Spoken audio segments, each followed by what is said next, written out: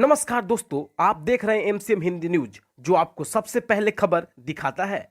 दोस्तों, आज मैं आपके बीच एक ऐसी रिपोर्ट लेकर आया हूं जो लगातार 114 दिनों से इंटरनेशनल हेडलाइन बना हुआ है और कई न्यूज चैनल्स तो टीआरपी यानी टेलीविजन रेटिंग पॉइंट बढ़ाने के लिए झूठ को सच और सच को झूठ दिखाते हैं। हमारे देश के इंटेलिजेंस एजेंसी कभी कभी रास्ते भटक जाती है, लेकिन ऐसा होना नहीं चाहिए। दोस्तों, ये सारी बातें आपको अलग लगेंगी, लेकिन पूरी रिपोर्ट सुनने के बाद आप चौंक उठेंगे। चलिए आपको सीधे सीधे रिपोर्ट की तरफ ले चलते हैं, जिससे कि आपको सारी बातें साफ साफ समझ में आ जाएगी।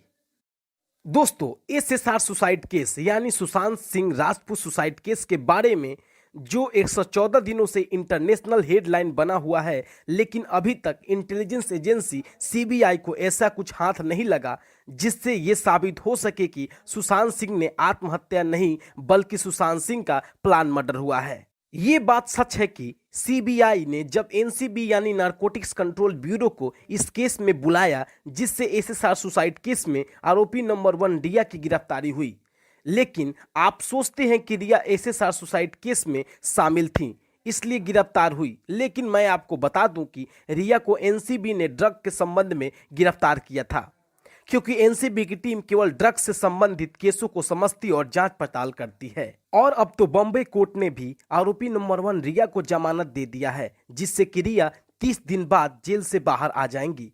हालांकि रिया के भाई सोविक अभी जेल में ही अंदर रहेंगे, क्योंकि बॉम्बे कोर्ट ने सोविक के जमानत अर्जी को खारिज कर दिया है।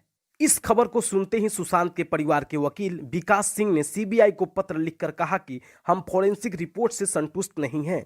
रिया के जमानत की खबर सुनते ही लोगों का कहना है कि हम भी सीबीआई जांच से संतुष्ट नहीं हैं। भारत की इंटेलिजेंस एजेंसी सीबीआई केवल फिल्मों में अपने कामों को सही से करती है।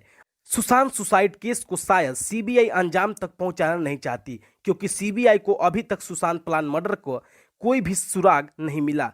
लेकिन अब सीबीआई पर भी लोगों का भरोसा नहीं रहा। शायद सीबीआई को एसएसआर प्लान मर्डर के आरोपी मिल चुके हैं, लेकिन सीबीआई देश के सामने आरोपियों को लाना नहीं चाहती। इससे ये लगता है कि सीबीआई भी बॉलीवुड के राजनेताओं से डर रही है। सीबीआई अपने कामों को ही नहीं बल्कि पूरे देश के सीबीआई टीम के नामों को डुबा रही है।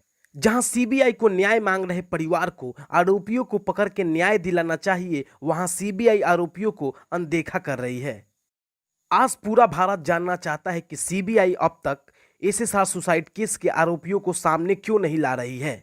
ऐसा लगता है कि सीबीआई भी मुंबई पुलिस के बातों और बॉलीवुड के राजनेताओं के धमकी से डर गई है। इसलिए अब सीबीआई इस केस को आत्महत्या बताकर शांत से बैठना चाहती है। कहा गया है कि सच्चाई कभी छिपती नहीं है। दोस्तों, अगर आप भी कई भारतीयों की तरह सीबीआई के जांच से संतुष्ट नहीं है तो अभी ही इस रिपोर्ट को कई लोगों के पास शेयर करें, ताकि यह रिपोर्ट सीबीआई के कानों तक पहुंचे और सीबीआई सुनते ही सोच उठे कि अभी भी भारतीय सुशांत के न्याय के लिए लोग सोए नहीं जगे हैं। क्योंकि सीबीआई अब सोच रही है कि सुशांत केस में न्याय दिलाने वाले अब सो चुके हैं। दोस्तों, इस वीडियो में अब तक की सारी सच्चाइयां बताई गई हैं, ताकि आप भी सही दिशा में सोच सके। आज के इस खास रिपोर्ट में बस इतना ही। आप हमें कमेंट करके बताएं कि क्या आप सीबीआई के अब तक जांचों से संतुष्ट हैं। यदि संतुष्ट हैं तो कमेंट बॉक्स में यस और नहीं है तो नो लिखें। धन्यवाद दोस्तों इस रिपोर्ट को सुनने के लिए।